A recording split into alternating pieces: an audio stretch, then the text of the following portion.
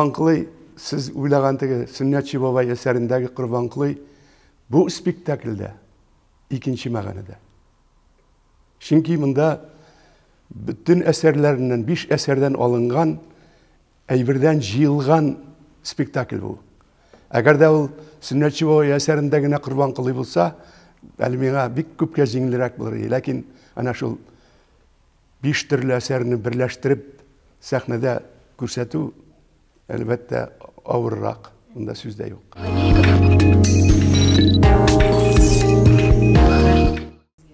Менә шу шәйбер инде, нәкъ син биргән сорау миңа иң катлаулы әйберләрнең берсе булды. Ничек Құрбанқұлы аркылы шул әсәрләрне берләштереп, менә шулай уздырып, тамашачыга шушы әсәрләр аркылы Гаяз Исхакыйның ким икәнен барып җиткергә, аңлатырга тамашачыга. Менә кем булган ул Гаяз Исхакый?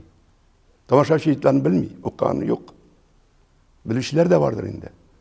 Ләкин шыннан да ул теге алифага кирип, менә беләм булган түгел.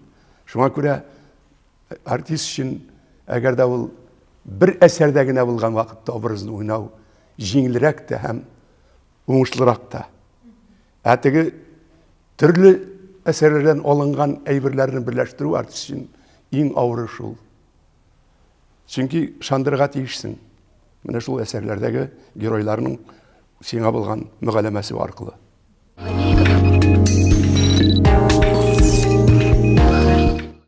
Минем мәгънә нәрсә? Мин һәр вакыт әйтәм инде. Татар халкы үз заманында ни өчен сакланып калган? Дин һәм тел аркасында. Динен сатмаган һәм телен сатмаган. Әгәр дә динен саткан булса, ул күптән юкка чыккан булыр. Чөнки бу халыкның киләчәге динне булмаганда юк. Менә шушыны ул заманда аңлаган булганнар. Хәзер татар халкы аңламый. Ни өчен юкка чыкканын? Ни өчен юкка чыгасың ул? Менә шушы фикерне әлбәттә мин инде әйтергә тырышачакмын. Инде үземә кеше буларак, әлбәттә бу инде безнең сәхнәдә күрелгән әйбер түгел бит. Сүннәтче бабайны мин менә уларны куйдан иде. Минзәләдә. Анда минемчә шул әсәрдән чыгып кына куйган. Булай берләштермәгән булгандыр. Шуңа күрә анда ул җиңелрәк тәэсир иткәндер дип уйлыйм. Менә хәзер тәэсир итүе авыррак.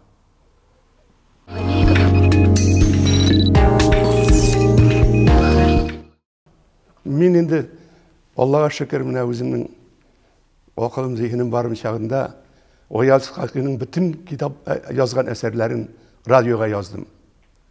Аны язган вакытта текстларны үзгәртеп бара идем. Ни өчен? Чөнки безгә әле бу кешеләргә моннан 100 ел, 200 ел язылган текст сөйләм ахаңы аңлашылмыйдыр. Шуңа күрә миңа ул әсәрләр ничектер җаныма, күңелемә кирип калганнар. Чөнки Гаяз Исхакый ул безнең бүтән рухыбызны, җаныбызны ачкан кеше. Абдулла Тукай аны юкка гына татар халкының даһи дип атамаган. Аңа ул әйткән менә шушы кеше безнең күзләребезне ачты. Менә шушы кеше безне ким итәргә теләде. Гаяз Исхакыйның күп еллар безнең арада булмавы, безнең өчен аның иҗаты билгеле булмау, ул безнең халыкны артка сөйрәгән. Артка алып киткән. Ведь социалистик идея гына бийек дигән сүз түгел, ул инде безнең канга сеңгән. Үзенең милли идеяның, халыкның яшәеше турында фикерләү ул икенче әйбер.